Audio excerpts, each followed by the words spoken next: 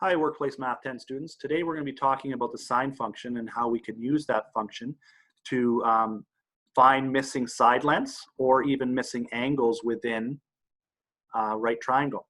So before we get into that though, I just want to make sure that you are able to access your Mathletics account. So looking at our Google Classroom, if we scroll down in this stream, view here, and I know your screen will look a little bit different than mine, but you should be able to see a 7.1 Pythagorean Theorem Part 1 assignment. And if we were to go into that assignment, if you were to go into that assignment, you should see in your comment section, I have left a comment that will have your student name, in this case, sample student, but your student name, as well as your username and your password. And then if you click on this link, it'll just take you right to the login where you're gonna type in your username and your password, and then you're gonna come into Mathletics. And if you have not yet logged into Mathletics, you should likely see 4 assignments that have been assigned to you. So you're gonna need to work through those 4 assignments, and unlike in the previous assignments for Chapter 6, you won't need to print off a worksheet and do it on paper. You can just simply do it right in Mathletics, and as soon as you've finished the 10 questions for a particular assignment and submit it, I will see exactly what your mark was. I'll see that you completed, and I'll be giving you a homework credit for that. So hopefully this makes it a lot more simple for you. And also remember that in Mathletics, at the top right there, there's a little I button. And if you're stuck on a particular question and how to do it, please just click on that and it will walk you through the steps on how to solve this. So just once again, looking at this now, the most recent assignment that we're going to be discussing today is 7.2b, which is talking about how to use the sine function. It's called Sine A in Mathletics is the assignment. So without further ado, let's get into this discussion here. So today we're going to be looking at how to use the sine function. So a couple of things that we talked about in the last video that I just want to review quickly is that trigonometry is a very useful thing to allow us to find missing side lengths, even if we only know one side length and we know one angle. So in other words, in this particular case, we know this side length and we know this angle. And if we know these two things, then we can find out the missing side lengths of the other 2 sides of this triangle. This is different than Pythagoras' theorem, where we need to know 2 side lengths in order to figure out that third one. And like this, if we knew both side lengths in a triangle, we can find out the angles that we don't know in a triangle using trigonometry. So for example, if we knew this side length and we knew this side length, we could then find out what the angle of this and this are. Now you may say, well, what about this angle? Well, we always know this angle because this is the 90-degree angle that must be there in order for trigonometry to work. Now, we talked last day as well about 3 terms, one being hypotenuse, one being opposite, and the third one being adjacent. So let's just review how we identify the 3 different sides of a triangle. So we always know what the hypotenuse is because it's directly opposite this 90-degree angle. So straight across from there is the hypotenuse, and it's always, always the longest side of the right triangle. Now, whatever angle we know, and it could be this angle or it could be this angle, but in this case, we're looking at this angle here. So in relation to this angle, directly opposite of that is what we call the opposite side.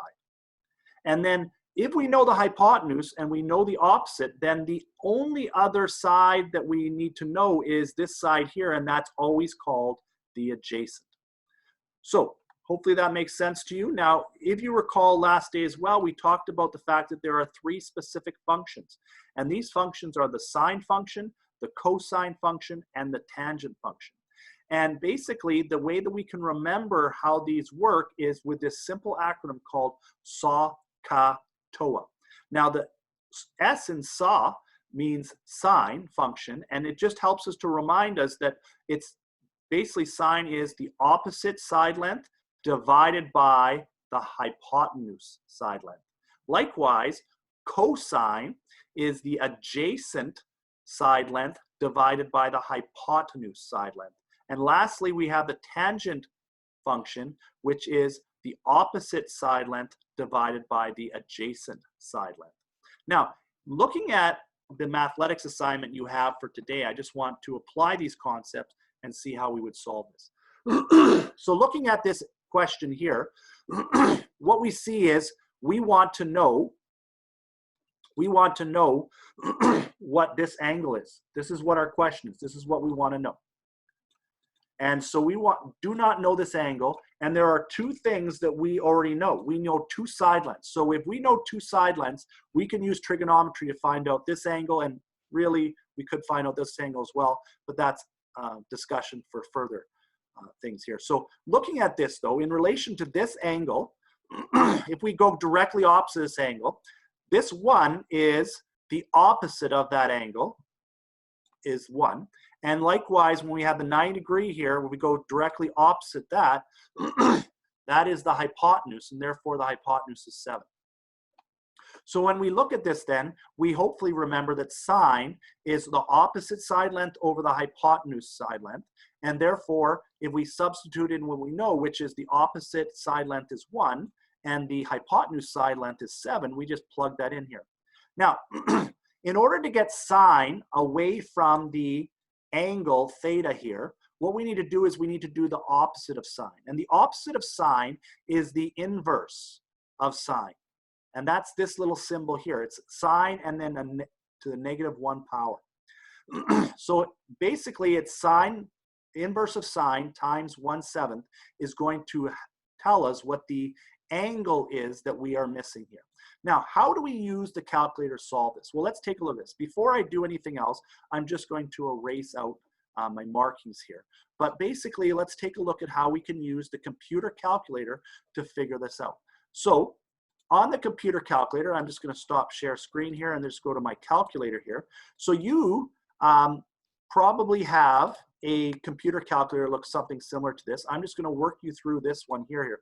So what I would want to do to solve this is I'm going to go 1 divided by 7, and then I could even press the equal sign here, and it's going to be a small number, 0.14. But now what I need to do is I need to take the, not sine, but the inverse sign. So I need to press the inverse button, and notice now the sign has that -1 symbol beside. I'm going to click on that, and that's going to tell me what the degrees is, which is 8.213. So basically, the answer to this question, if we look at this, the answer to this question is 8.21, and that's why this is highlighted here. And that's what you would click on and submit in Mathletics to indicate your answer. Now, you may be using an iPhone calculator as well. And so I just want to take a look with you for a moment at how we could do that using something that looks a little bit more like an iPhone calculator. Now, I know your iPhone calculator may not look exactly like this, but it's probably very similar, and it will have, instead of an INV function, it'll have a second function here instead. So what I need to do here is I need to go 1 divided by 7.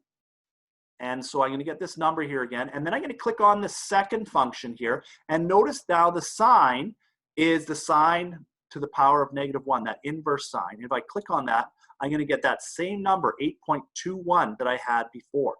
So hopefully that makes sense to you. So now let's look at another type of question. So this time, what we're looking at here is we're not looking at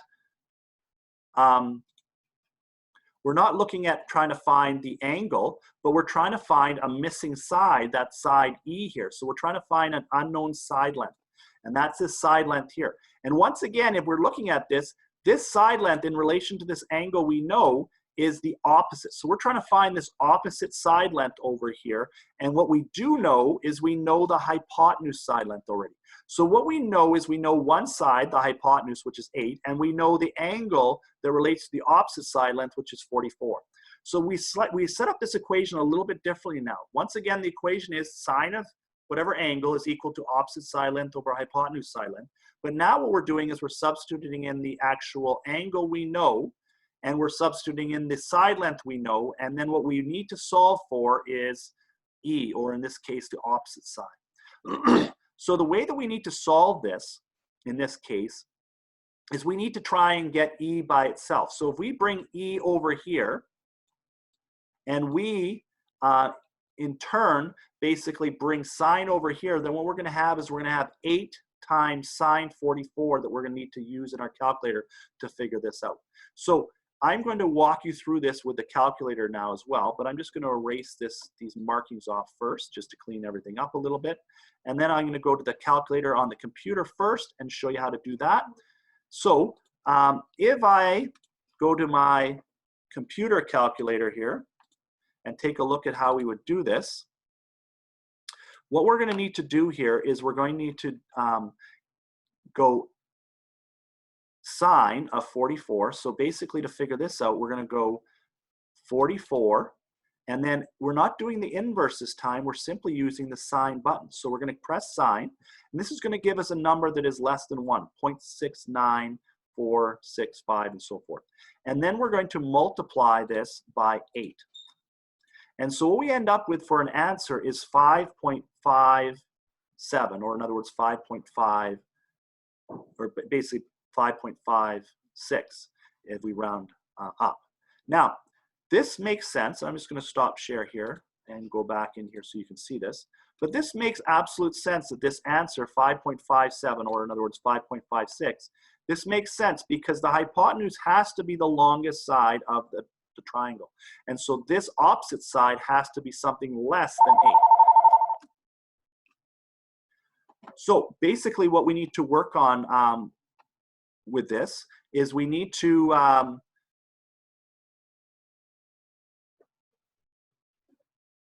then just simply click on this, and then we'll have that answer and submit it. So let's take a look quickly at how we would use, or let's take a look at the next kind of question here on this. So let's look down at this question here. So we're going to do this as well this time, but this is a little bit different than the last one in that what we're looking for now is we're looking for a missing side, but this missing side is the hypotenuse. And so the missing side that we don't know is the hypotenuse, and what we do know is we know the opposite side of this 57-degree angle. So we know the opposite, we know this angle, but we don't know the hypotenuse. So first of all, the missing side, the hypotenuse, has got to be longer than 2. We know that because the hypotenuse is always the longest side of the triangle. Now what we do is we plug in what we know. So we can plug in our 57-degree angle. We can plug in the opposite side length at the top because it's opposite over hypotenuse. And then what we're looking for, this D, or hypotenuse, is down below. Now this is a little different here because in order to get D by itself, we have got to actually put sine. We have to divide both sides by the sine of 57. So it's going to be 2 over the sine of 57 degrees in order to figure this out. So let's take a look at how this would be plugged into the calculator. So I'm just going to use the eraser here to get clear off these symbols here first. And then I'm going to switch screens here to my calculator screen, and I'll just clear this off. And so what we're going to do here is slightly different. So I'm going to start with 2, and then I'm going to divide. I'm going to divide, and I'm going to then use a bracket just so that it's absolutely clear that I need to figure this out first. So I'm going to put a bracket in, and I'm going to put 57 and then sine. And then I'm going to close the bracket. So that was 2 divided by, open the bracket, hit the sine key, or sorry, type 57, hit the sine key, and then close the bracket. If I press the equal sign on this, what this is going to give me is a side length for the hypotenuse of 2.3847. Now, if I stop the share screen here and come back here, that's this answer here, 2.3847, which if we round down is 2.38. Now that makes hopefully total sense to you here as to how we would do that. But let's just take a look again with the iPhone type calculator. So basically, what we have here again is we're dealing with an angle of 57 degrees and a opposite side of 2. So basically, we're going to go 2 divided by, and then I'm going to use the brackets here, and then I need to put in 57 degrees, and I don't want the second function here, so I'm going to turn that off, hit the sign, and then close the bracket, and then hit the equal sign, and once again, I'm going to get that same value, 2.38. Now, the one thing I want to show you very quickly before I leave this is this.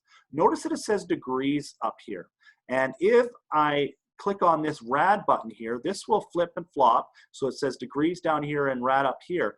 I always need to have the rad showing here and the degrees up here. If it's not in degrees, we'll be getting the wrong answer.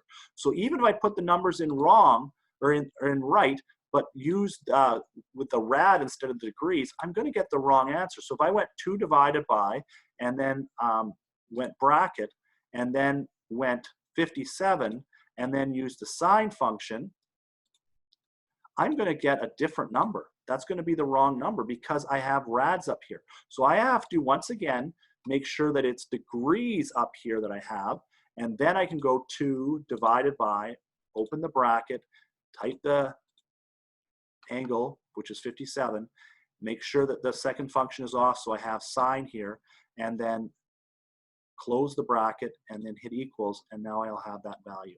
So once again, hopefully that makes sense. This is the way we would solve the 3 different types of questions you're going to see in this Mathletics assignment. So hopefully that all made sense to you. Please, after watching this video, give the Mathletics a try. If you have any questions, once again, please do not hesitate to email me at cgrimo@sd73.bc.ca. Have a nice day. Bye now.